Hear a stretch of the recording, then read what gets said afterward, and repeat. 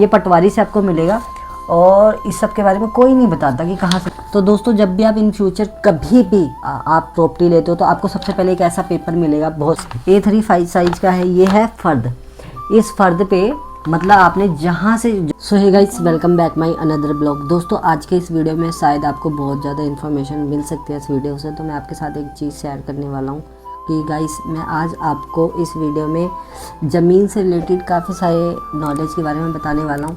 जैसे आप जब कभी भी अगर आप इन फ्यूचर कभी भी अपने प्लाट के ऊपर लोन लेते हो तो आपको कुछ कागज़ों की ज़रूरत पड़ती है। वो कागज़ मैं आज आपको दिखाने वाला हूँ किस कागज़ की ज़रूरत है और आप उसको देख के समझ जाओगे।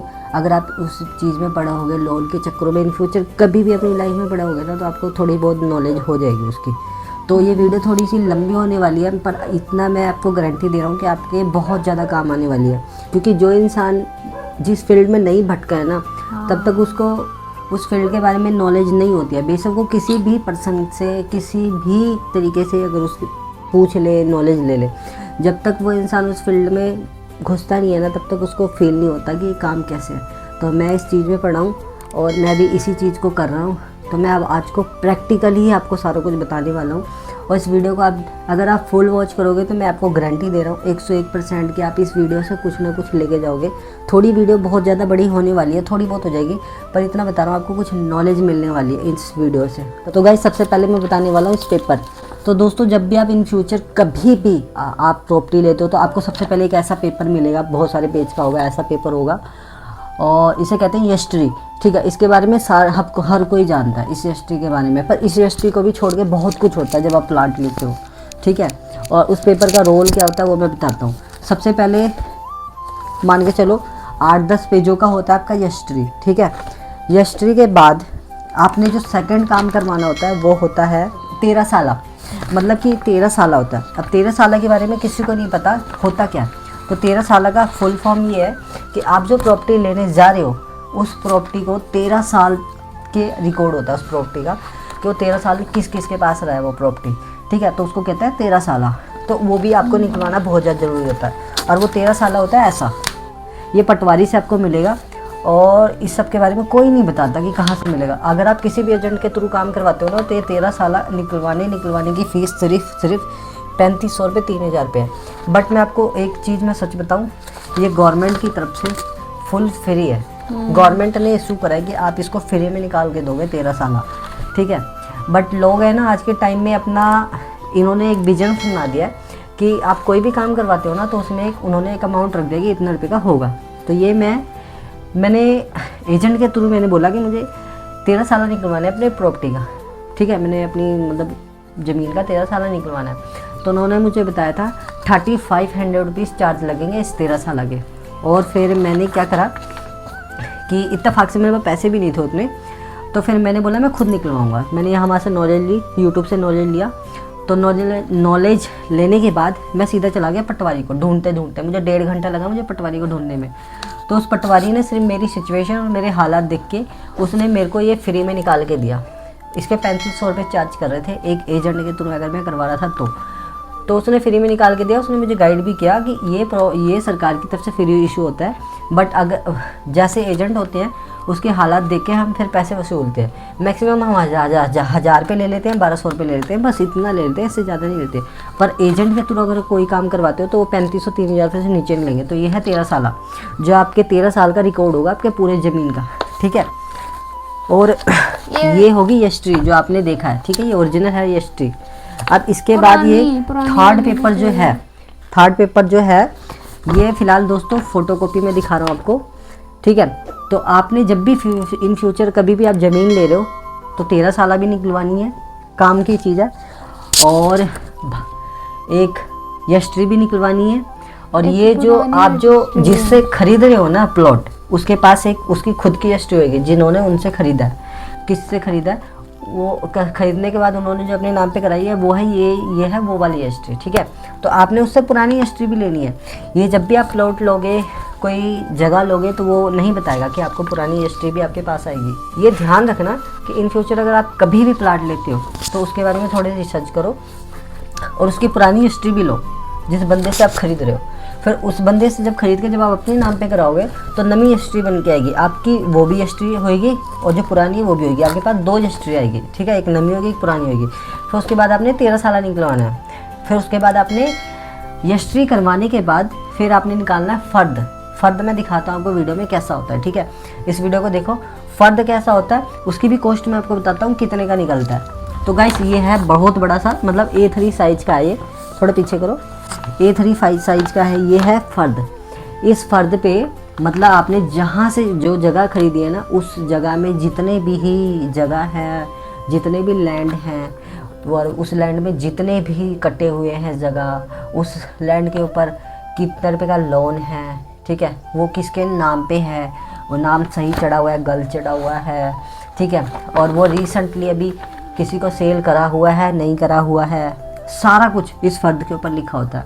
ये फ़र्द अगर आप किसी एजेंट के थ्रू निकलवाते हो, ये A3 साइज़ का फ़र्द होता है, ठीक है, एजेंट के थ्रू किसी फ़र्द ये निकलवाते हो तो आपको 500 रुपये लग जाएगा। और अगर आप खुद भाग दौड़ करवाते हो तो आपको मैक्सिमम आधा घंटा लगेगा और 1 घंटा मैक्सिमम। इस फ़र्द को आप 70 रुपये में निकलवा सकते हो, 70 रुपये से 100 रुपये मैक्सिमम कॉस्ट है इसकी। और ये आपको खड़े पैर हाथों हाथ मिल जाएगा, ठीक है। और ये जो 13 साल मैंने अभी आपको वीडियो में जो दिखाया था, उसको अभी आप अप्लाई करोगे तो वो 4-5 घंटे बाद मिलेगा। मैटर नहीं करता है कि आप कौन से स्टेट से हो सकता है वो आपको हाथों हाथ भी मिल जाए, ठीक है। तो फ़र्द की मैंने वैल्यू बता दी क्या है, 13 साल की वैल्यू मैंने बता दी क्या है, रजिस्ट्री की मैंने वैल्यू बता दी क्या है। 3 हो गए। अब चौथा है भार बुक, ठीक है। अगर आपको तसल्ली नहीं है, अगर आप उसको प्रॉपर्ली तसल्ली करना चाहते हो तो उसको आप भार बुक भी निकलवा लो, ठीक है। भार बुक निकलवाने के भी कोई कॉस्ट नहीं है, फ्री ऑफ कॉस्ट है, सरकार की तरफ से कोई पैसा वसूला नहीं जाता। अगर आप जिस भी एजेंट के थ्रू जा रहे हो, पटवारी अगर पैसे भी अपने जेब में डालना चाहता है तो मैक्सिमम 1000 रुपये डाल लेगा, 1200 रुपये डाल लेगा। और अगर आप एजेंट के थ्रू करवाते हो तो आपको मैक्सिमम 3500-3000 रुपये लग जाएगा, ठीक है। तो इससे ज़्यादा नहीं लगता। तो मैं आपको यही गाइड करूँगा कि आप कोशिश करो कि अपने प्लाट का अगर जितना ज़्यादा हो सके काम खुद भाग दौड़ करो, खुद करो, ठीक है। क्योंकि आपको वो करने से एक तो आपको सरकारी नॉलेज हो जाएगी, आप किसी के भी बहकावे में नहीं आओगे, और आप जब इतना भाग दौड़ करोगे ना तो आपको इतनी नॉलेज हो जाएगी कि आप खुद खड़े पैर अगर कोई भी दिक्कत है ना खुद जाके करवा दोगे। पैसा कहीं भी आपका बर्बाद नहीं होएगा। मेरे को सच बताऊं, मेरे को 1% भी नॉलेज नहीं था प्लाट लेने से पहले और रजिस्ट्री कराने के बाद भी, लोन कराने के बाद भी। तो जब मैंने भाग दौड़ करा ना तो मुझे पता चला कि इनकी वैल्यू क्या है, ये इसका फुल फॉर्म क्या है और ये किस काम आता है, ठीक है। तो मैंने आपको इस वीडियो में सारा कुछ एक्सप्लेन किया है। ये तो मैंने एक्सप्लेन ये किया है, इन फ्यूचर अगर आप कभी भी प्रॉपर्टी लेते हो, कभी भी, अभी आप मान के चलो 20 साल के हो, 25 साल के हो, अनमेरिड हो, अगर कोई अनमेरिड वाला पर्सन मेरी वीडियो देख रहा है या कोई मैरिड वाला पर्सन देख रहा है या किसी ने प्लॉट ले लिया उसको पता है, उसको लिए मैं बोलूँगा गुड। जिसने नहीं लिया है या अनमेरिड है उसको मैं ये वीडियो बताना चाह रहा हूँ कि अगर हम इन फ्यूचर कभी भी प्लॉट लेते हो, ठीक है, तो आपने ये सारी चीज़ें ध्यान रखनी है। रजिस्ट्री करवानी है, रजिस्ट्री करवाने से पहले सबसे पहले आपने जो फर्स्ट स्टेप करना है ना, अगर आप किसी से भी प्लॉट ले रहे हो, ठीक है, उसकी पुरानी रजिस्ट्री लो, ठीक है। रजिस्ट्री लेने के बाद कोर्ट में जाओ, जिस भी कोर्ट में वो लगता है, जिस भी तहसील में वो रजिस्ट्री लगती है, ठीक है, उस तहसील में जाओ, खड़े पैर उसका फ़र्द निकलवाओ, जो मैंने अभी आपको ये फ़र्द दिखाया, ठीक है। खड़े पैर ये फ़र्द निकलवाओगे तो उस जो बंदा आपको बेच रहा है उस बंदे का नाम भी आ जाएगा उस फ़र्द में, अगर वो जेन्युइन होएगा तो, और उसका जो ओनर है सारा कुछ उसमें लिखा आ जाएगा कि हाँ ये जेन्युइन अभी प्रेजेंट टाइम में इसके ओनर हैं। अगर उन्होंने ये बेच दिया होगा या उस पर लोन उठा लिया होगा या किसी और को सेल करने के बाद फिर भी तुमको सेल कर रहे होंगे तो उस पर नाम नहीं आएगा, ठीक है, उस पर से नाम हट जाएगा, उसी प्लॉट का कोई और ओनर आ जाएगा फ़र्द के ऊपर।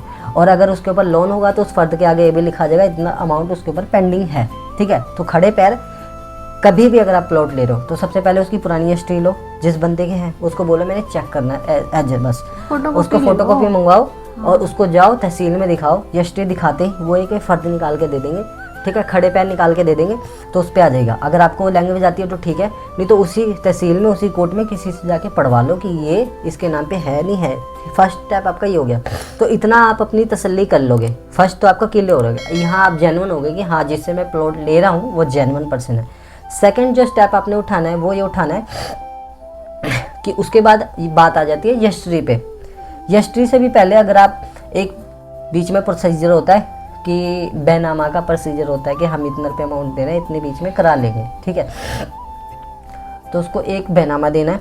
मैक्सिमम आपने 3 महीने का डेट लेना है और 3 महीने से कम नहीं लेना है, कम से कम 2 महीना अगर आपका बैकअप है, या 1 महीना, और ज़्यादा से ज़्यादा 3 महीना, ठीक है, इतना लेना है। फिर उसको रजिस्ट्री के लिए अप्लाई करना है, जिस भी तहसील में वो लगता है। तहसील में अप्लाई करने के बाद फिर आपने खड़े पैर रजिस्ट्री करवानी है। रजिस्ट्री करवाने के बाद खड़े पैर उसकी इंतकाल करानी है, ठीक है। इंतकाल क्या होता है? इंतकाल मैंने भी इस वीडियो में बताया नहीं। इंतकाल का मतलब ये होता है कि दोस्तों आपने जिस प्लॉट को ख़रीदा है, उस प्लॉट का आप जिस बंदे से ले लिए हो, उस बंदे से आप लेने के बाद जो आपके हाथ में जो प्लॉट आ गया, उस प्लॉट के प्रेजेंट में आप उसके मालिक हो। तो ये सरकार को नहीं पता होता, सरकार सिर्फ आपको रजिस्ट्री करके अपने हाथ में दे देती है। तो इंतकाल कराना का मतलब ये होता है कि मैंने रजिस्ट्री करा लिया है, अब मैं ऑनलाइन चढ़ाना चाहता हूँ कि इसका ओनर मैं हूँ, मतलब नेट के ऊपर, ठीक है।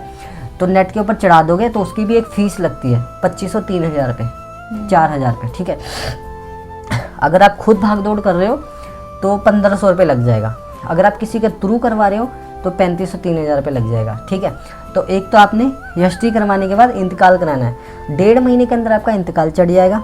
तो उसके बाद आपने निकलवाना है उस प्रेजेंट, मतलब जिस टाइम हो 1.5 महीने के बाद फ़र्द, नमी फ़र्द निकलवानी है। फ़र्द के ऊपर देखना है कि उस प्लॉट के आगे आपका नाम आया नहीं आया, अब न्यू ओनर जो आप हो आपका नाम आया नहीं आया, ठीक है। अगर आपका नाम आ गया तो उसके बाद आप इन फ्यूचर आप चाहते हो कि मैं इसके ऊपर लोन लेना चाहता हूँ, तो लोन लेने के बाद जो बैंक वाले हैं वो 13 साल मांगते हैं, भार बुक मांगते हैं, और प्रेजेंट मोमेंट की जिस टाइम आप अप्लाई कर रहे हो उस टाइम की न्यू फ़र्द, जो आपने पुरानी वाली निकलवाई है वो भी नहीं चलेगी, उस टाइम जिस टाइम आपने अप्लाई कर रहे हो उस टाइम के फ़र्द।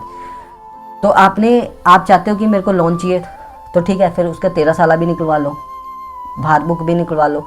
भार बुक का फुल फॉर्म बता देता हूँ, 13 साल का भी बता दिया, फ़र्द का भी बता दिया, इंतकाल का भी बता दिया। भार बुक का फुल फॉर्म बता देता हूँ कि भार बुक जैसे आप निकलवाओगे ना किसी भी प्लॉट का, किसी भी प्रॉपर्टी का, तो उसके ऊपर भार आ जाएगा कि इस प्रॉपर्टी के ऊपर भार कितना है। भार का मतलब कितने रुपये लोन है, कितने रुपये ब्याज है, कितने रुपये कर्जा है, कितने रुपये ऑनर ने, जो इसका जो पहले वाला ऑनर था उसने उठा लिया इसके ऊपर, ठीक है।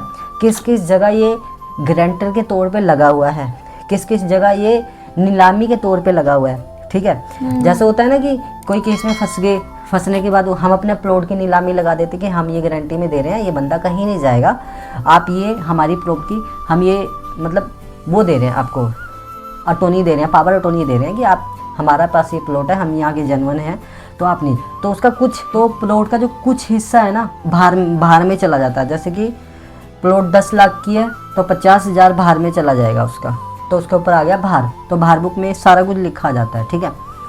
सारा कुछ मैंने आपको इस वीडियो में बता दिया।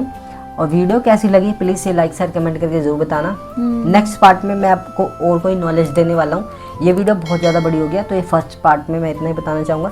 सेकेंड पार्ट में मैं आपको बताऊँगा कि लोन आप लोगे तो आपको किस किस चीज़ से गुजरना पड़ेगा।